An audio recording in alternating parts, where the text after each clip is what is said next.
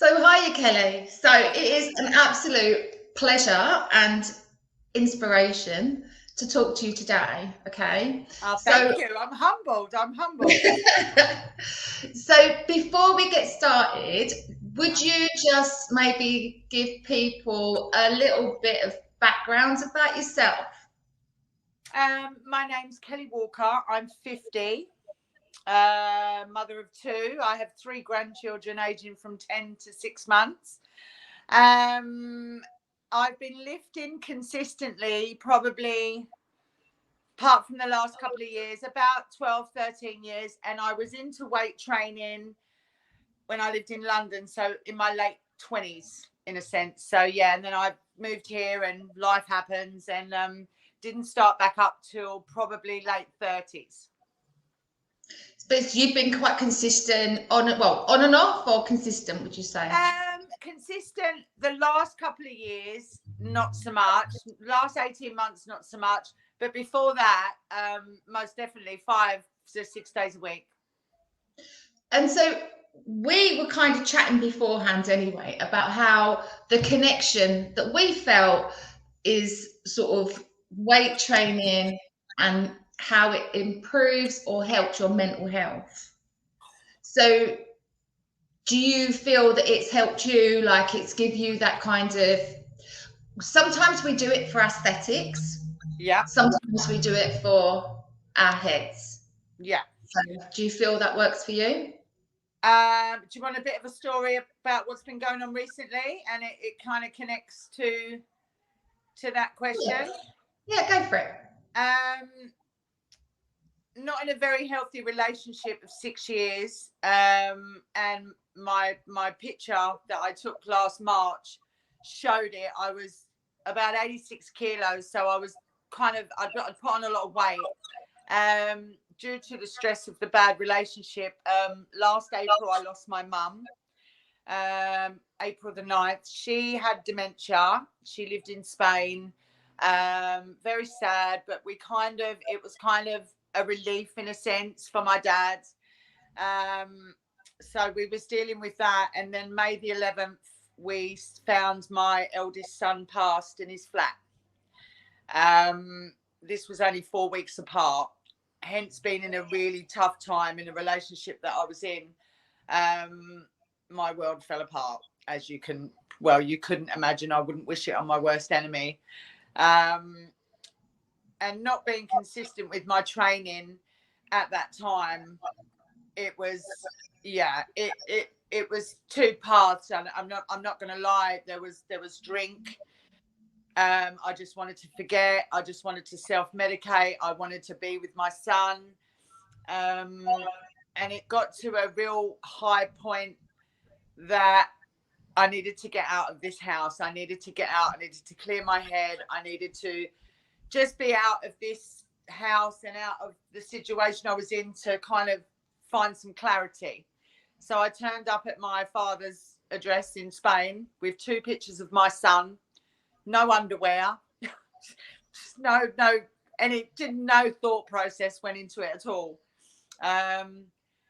And I came out of Sittingbourne. I went to Spain. I started training. The weather was lovely. Joined a gym. I even bought a bike. I was there 6 weeks. So I cycled back, eating completely clean, literally changed everything that I was doing. And I felt fabulous. It was great. I needed that. Came back after 6 weeks and like I came here and it was the same thing again. It was like, right, I need to do. I come back and I got back into the gym and I've trained consistently, probably since Christmas, maybe November.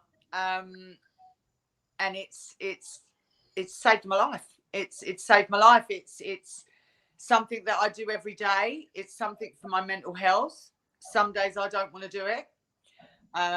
Some days I want to stay in bed and cry. And I'm not saying that weightlifting is made my journey better, because I'm on this journey without any choice. I've got no choice. But then couple of hours in the gym, it for me, it helps me process emotions, which I'm going through millions day by day.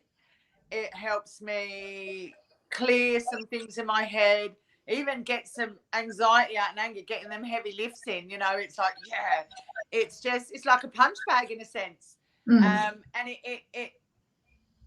it boosts me for that 2 hours. And then, even though my day hasn't changed, my son's still not here, I'm going through the rest of the day slightly lifted. I don't really know how to express it. It doesn't take away my pain, but it softens it in a sense. So how do you feel, right? That, yeah, like, 'cause obviously there's a lot of different exercises that women could turn to, but how do you feel weight training is different to what does weight training give you that maybe cardio wouldn't, or Zumba wouldn't? Or number one, if we go down the aesthetic side, shape. Shape. I've always been into like the athletic kind of look anyway, which is what I like. I don't know, the feeling of lifting something heavy, or it applies when you come home. You can do stuff that you didn't normally do. You can take that lid off the jar. You can, do you know what I mean? It applies to everything. You know, I mean, I've carried a fridge out from my kitchen. I'm not saying that every woman's going to do that, but I didn't need a man. Go on.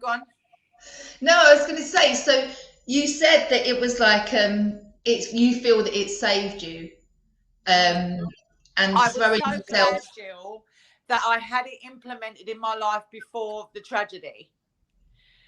Because I know what makes me feel good. I know what gets me through the day, because I've done it many years before. I've used weight training through my mental health before, you know, what life throws at you.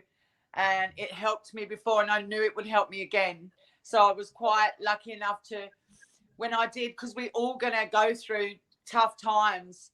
And I can't express enough how much I was so glad that I was lifting before. Yeah, so you had that little bit of background. Yeah. You knew, I suppose, the benefits. So obviously, you know, we don't all have good days, bad days. We've spoke about motivation before. So how do you, on those tough days, how do you find the willpower to be consistent, to be motivated? You know, that word motivated that everyone's waiting for. Yeah, we all want to be motivated in the morning. People assume when you're lifting long, and you do visually have a physique where you take the time out to lift, people think we jump out and better go, yes, let's go to the gym. It doesn't happen. It doesn't happen to me. And I'm sure, and I've spoken to you and I've spoken to other women that train, it doesn't happen. You have to push through them days. Like most them days that I'm not motivated and it's raining and I don't want to do it, or as again, I want to lie in bed and cry, I push myself. All the way there, I'm making every goddamn excuse that I can think of not to do it. And then I get there and I give it a go. And 9 times out of 10, I probably get the best workout, the best one. And sometimes I don't get the best workout. I've done a workout. And I know that feeling it gives me. And I know that if I don't go, I know how I'm going to feel. So you've got to remember, how is this going to make me feel? No, I don't want to go today.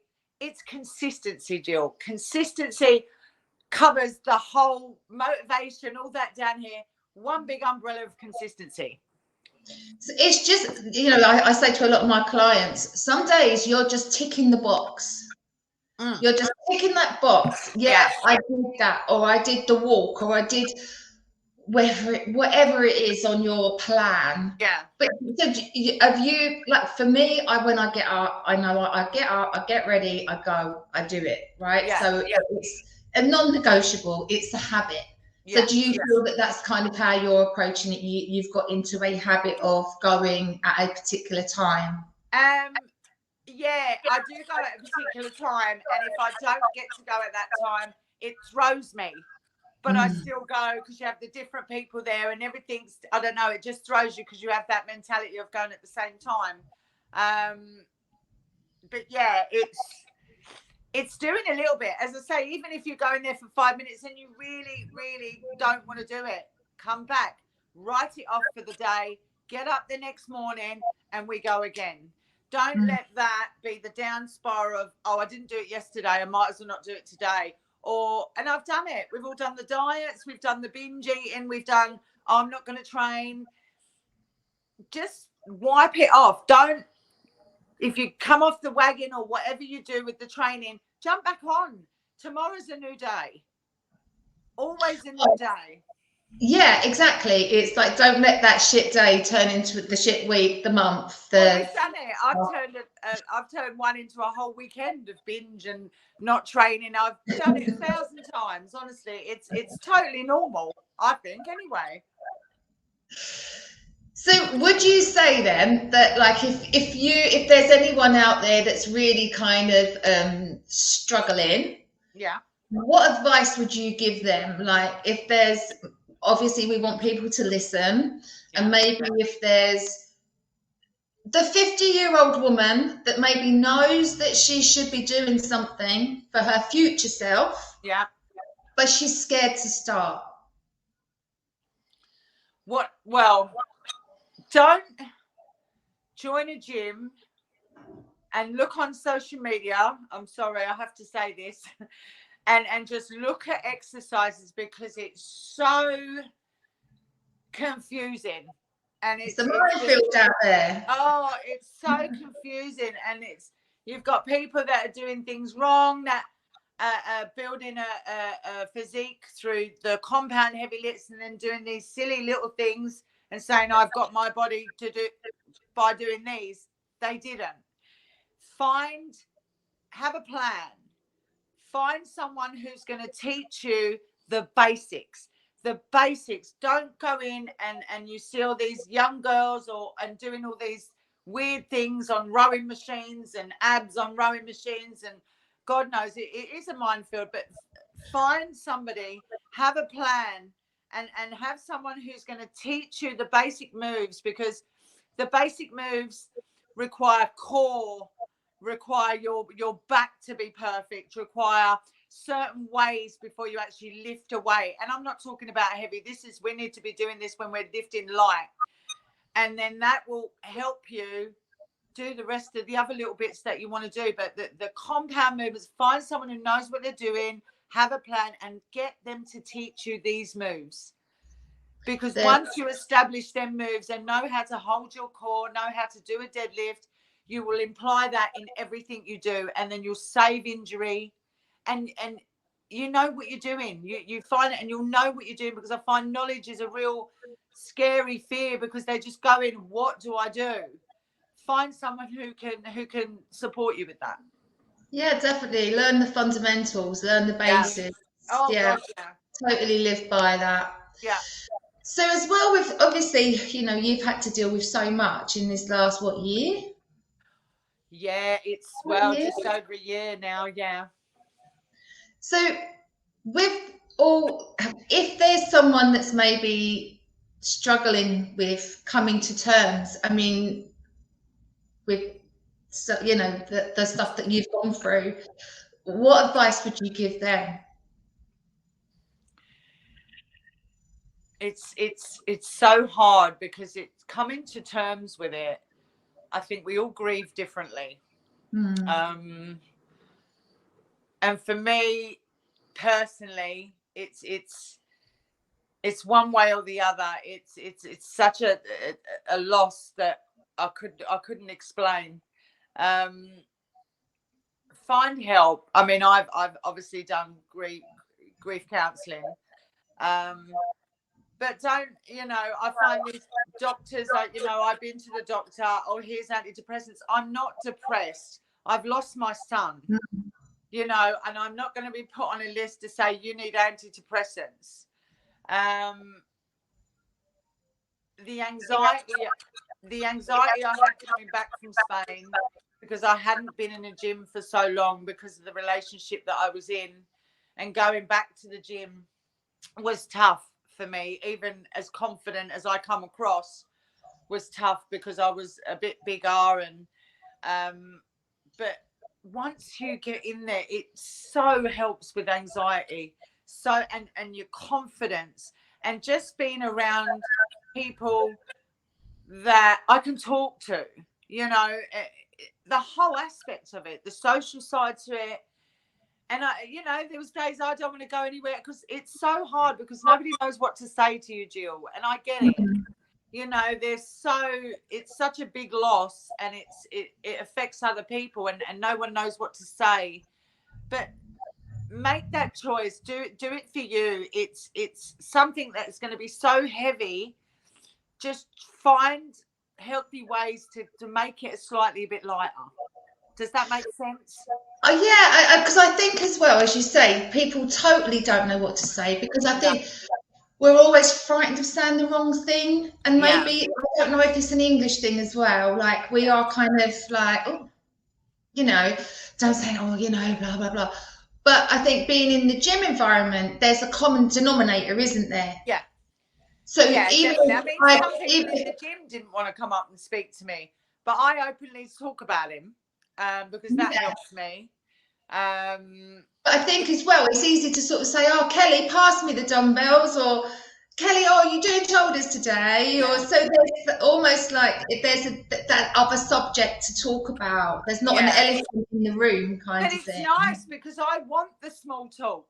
I want that kind of interaction. I don't want to totally have to express everything I feel each time. And I do have certain people for that. Don't get me wrong.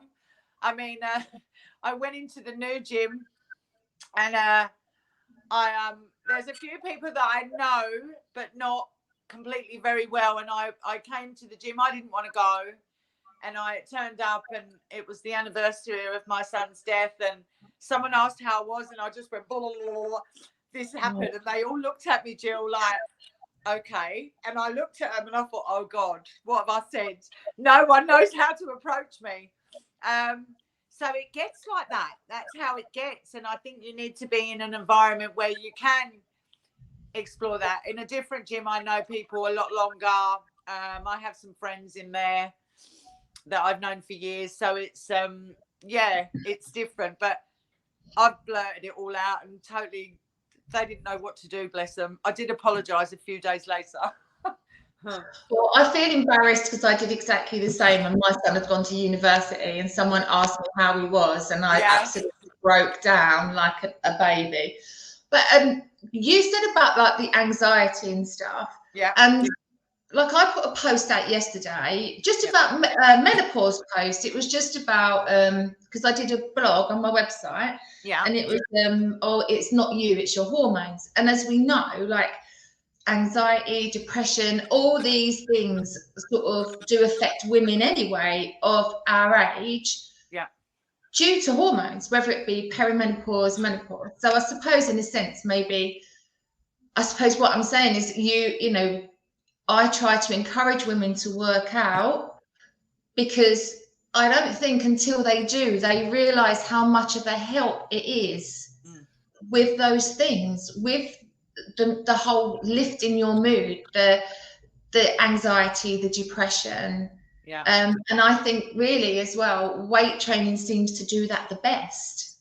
So I know obviously you're saying anxiety because of your grief, but it works for... I think with me, it wasn't just anxiety with the grief. I think with me, because obviously I'm coming up to perimenopausal and I've had symptoms too, but grieving and the symptoms, I couldn't work out where it was coming from.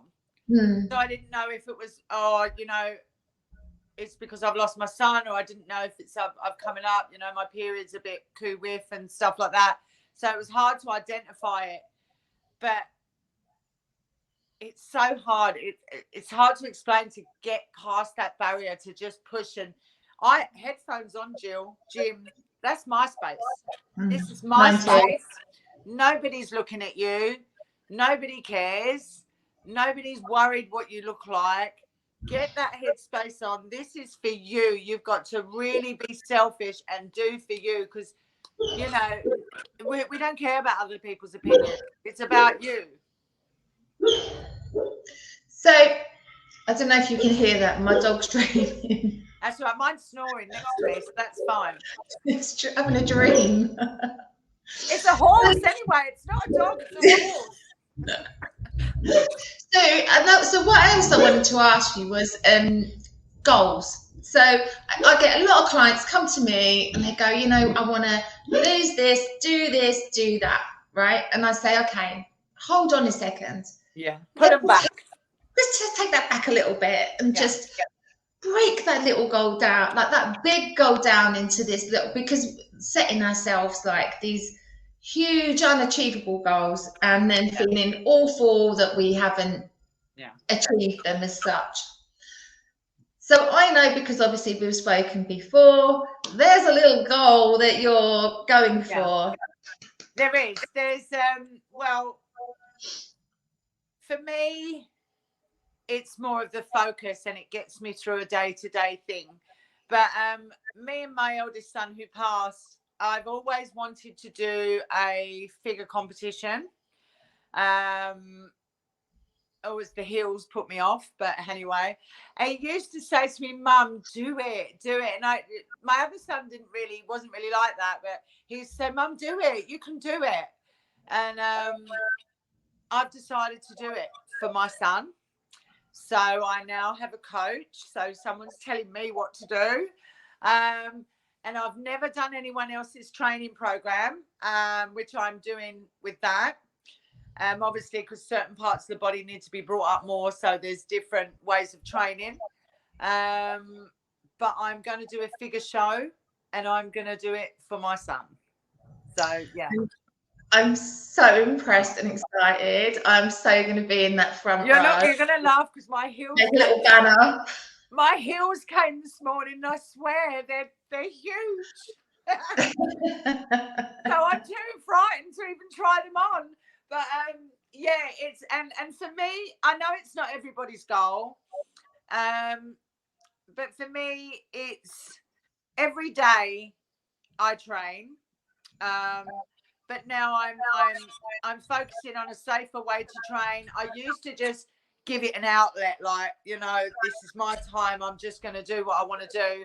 But I'm focused on nutrition, how much water I drink, how many steps I have a day, what vitamins I'm using, make sure the before and after training meals are around that time. And every single day I'm constantly thinking. So I'm constantly thinking, have I ate that? Have I done this? And he's there looking at me in the picture. I love him. I talk to him all the time. But it gives me that focus. I'm not actually back at work yet till next month. So every day is a focus for me, and it saves me. It puts me in a place where, right, what do I need to do today to get to this goal? I'm going to die when I'm going to need, because I know it gets worse. I'm probably going to need chocolate, and I won't be allowed to have none. And it's for Reg, and I think it's for my mental health, for Reg. Do you think that this is, like, as you said, this goal is more about a focus for you to kind of take it and run with it? I mean, a lot of maybe people listening, their goal maybe just to, I don't know, like maybe just lose a few pounds, or just to start weight. My goal is obviously different to others, but throughout my years of training, I've had goals of, I want to do a pull-up. I want to get to do one pull-up. So I've done everything I need to get to that pull-up. I now can do 3 sets of 10 pull-ups. But this is over the course of time. This is, push-ups. I want to be able to do something in the house. I want to be able to walk up the stairs. These are the little goals, the tiny little ones that all accumulate into that big one. This for me it's a very selfish sport, bodybuilding, but it takes up so much time of my day, and that's what I need at the minute, in a sense. Do you know what I mean? I get that. I get that. So as I said, for some of my clients, I do try to always push the performance goals, rather than the weight loss goals, because I think, the weight loss goal, if you focus on the performance goals, the weight loss goals happen. They happen, and the less you focus on it, they happen quicker. Yeah, exactly. The more you focus on it and torture yourself, especially with muscle and body composition, you know, BMI. I'm obese. BMI. Oh, me too. Yeah. Me too. And then I've lost weight, but my shoulders are bigger, so there's no going down in the dress size because I'm still up because my shoulders are out here. But it's like I've been 11 stone and I fitted into a size 10, and I've got someone who I knew who was 11 stone and was a size 14. So it's not about the weight. No, it's about body weight. Not about the weight. It's really not. It's about having more muscle. I'm not saying muscle weighs heavier than fat because it doesn't, but it's more condensed, and it gives you that leaner look. I never forget. A friend of mine said, you know, your arms are massive, and I went, wait there. So I've come out and I've got my tape measure and I've measured my arm, and I said, let me measure yours. Hers was 2 inches bigger, and she couldn't believe it because I've got a great big bicep or whatever, and she obviously hasn't. But it's an illusion. Yeah, but it's a nice illusion. But I'm actually not.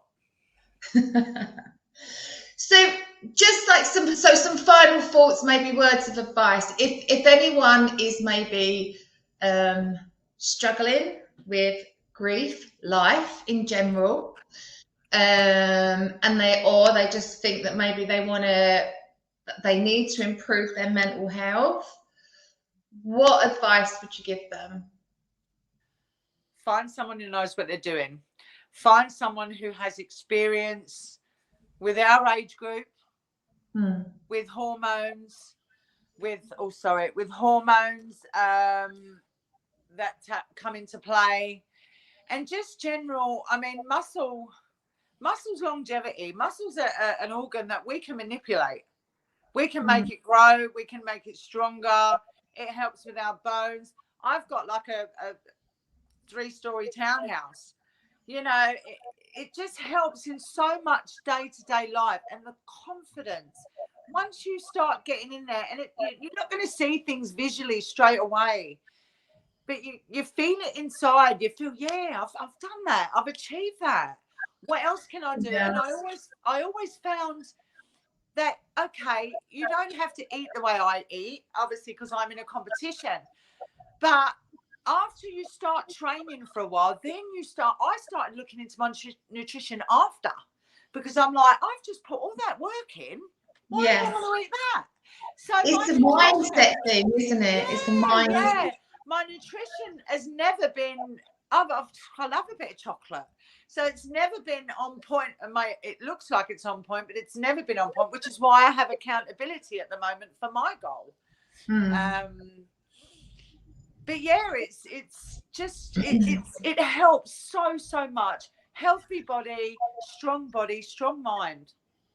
I think as well, even if it all sounds scary, because obviously you're way ahead in your journey. For someone that maybe is just thinking about it, even just thinking about years to come, they're 40, 50 now, and they're thinking, okay, well, how am I going to be when I'm 60 or 70?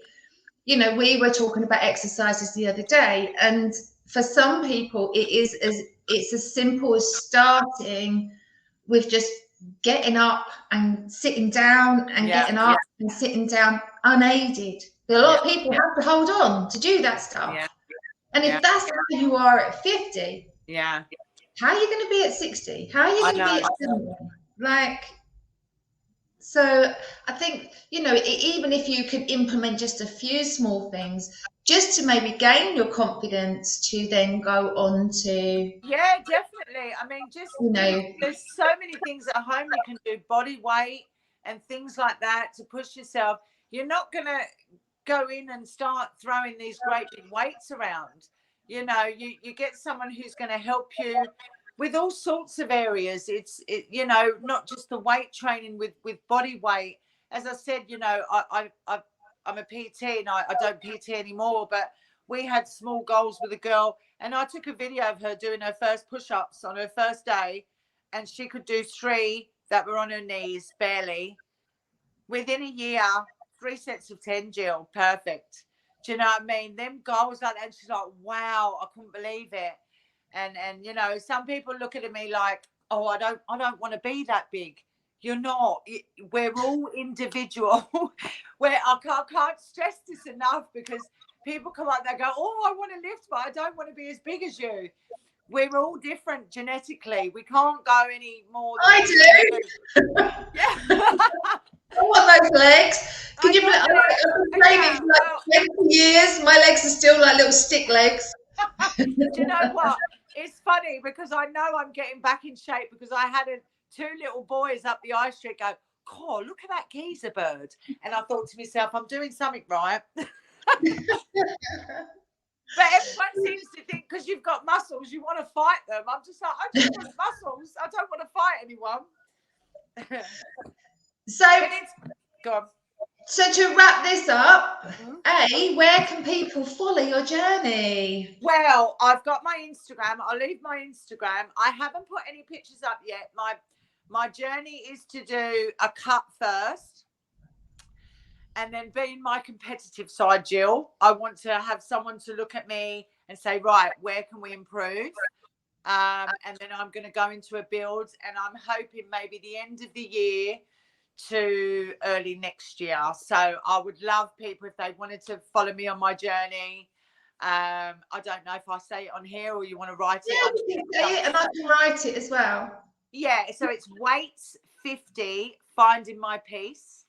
And I'm on Instagram, and yeah, it would be lovely for people. I'd love to inspire women, just to, you know, it doesn't have to be my goal, but just to be stronger. All women should lift. All women should lift. All women. I 100% agree. Yeah. It's something that I've been saying for like God knows how many years. Before it was trendy, let's put it that way. Before, when I would say it and people would go like, what? Yeah. Well, I remember going to the old school gyms of all the chalk and all the big burly men, and I kind of go in now and I look at it's TikTok. It's just like, what's going on? Everyone's half naked and I don't know what they're doing. But yeah, find the strength, if you have to have counseling. But this stuff gets me through the worst part of my life. And it's gonna, the feeling I'm gonna get going on that stage, I'm probably gonna bawl my eyes out. Yeah. But I'm doing it for him, and I'm surviving his death, and I'm sure he'll be up there saying, go on mum. I think there's the message here is the fact that there's probably a hell of a lot of people that have maybe gone through something awful like this, and can't see a way forward. And we're all going to do at some point. We're all going to, you always think it doesn't happen to you. Don't wait for something like this to happen. Go in and get your mind ready and strong and confident for when this life gives us curveballs, because we're all going to get them. And hopefully that foundation you've built and that confidence you've built already will help you through the stuff that, is the toughest. Kelly, you've been an absolute inspiration talking to you today. And, obviously we've had our little chats before, and I cannot wait to see you in heels. I want a preview of that. I think you should come to my show. I will, let me tell you. It's a local one. I'm going to get the Ashbys. I'm going to get them all together. And we're just going to have a good day. And I'm going to do my best. But it's nice. And a lot of people say, you've talked about things that I wouldn't talk about. I want to inspire women. I want to inspire women that, we're strong. We can do things on our own. We can feel good, and we can beat this poxy menopause. There's things that you can put in place, and there's things that you can do to help. And one of them is strength training, the main one. Yeah, exactly. And I even in my experience, and I think, I said we spoke about this again, but like, I don't know. I think with the whole menopause thing, the hardest thing, and you kind of touched on that as well, about like the anxiety and stuff. Yeah. I think you're forever questioning yourself. All the time. Oh, I just feel so anxious, or brain fog, this, that. It's so hard because we wake up and I don't feel like it's my body. I feel like I'm in somebody else's body. I don't know when my monthlies are coming. I don't know what's going on. Do you know what I mean? Normally you kind of know, and you're thrown into a whole different, like, why am I like this? Why is this? And it's been harder for me because I don't know if I'm like it because of the situation that's happened to me, or menopause. It's really difficult, but I think a lot of women can relate to that. Like, because even for me, I was like, oh my God, like so down in the dumps. I can remember saying to my partner, like, it's like, well, you know, what, are you upset? Are you this? Are you that? And I was like, no, I'm nothing. I'm nothing. I'm not down or up. I'm kind of coasting around this middle grey area that I don't feel myself. But I don't know how different I would have been if I hadn't have got myself up every morning and gone to the gym. Because when I do work out, I walk out and I'm taller, and I'm your shoulders are back, you're taller, and you can, I'm not saying it's complete, but you can face things better.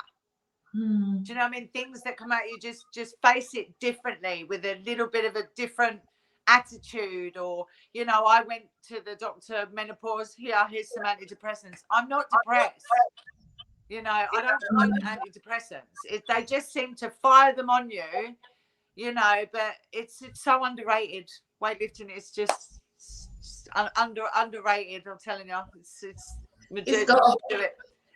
It is just one of those things, and you just hope that things like this, like what we're doing, what we're chatting about, will kind of just keep on pushing that out there, because I've people that don't exercise don't understand, and I wish every woman could just have that feeling and be like, oh wow, okay, I'd like to bottle it. With worth a fortune, and we could be millionaires. Because exactly. Again, I've trained this morning. I've come back. I've got things to do. I've energy. I'm I'm doing this, I'm doing that, and it sets me up for the day. Yep, me too. I did this morning. Did my workout. So thank you so much for today. You're so welcome. And if I've inspired anybody, get out there, ladies, and start strength training. Yeah, lift something heavy. Yeah. And you're going to feel badass. At the end of the day, you're going to feel badass. I'm sorry, that's the only word for it. It's true. And watch this space. Because we can revisit this as well, right? Yeah, definitely. So keep an eye on me. It's a goal that I'm going to do, and it'll be wonderful. I can't wait. Thank you, Kelly. Thank you, Jill. See you later.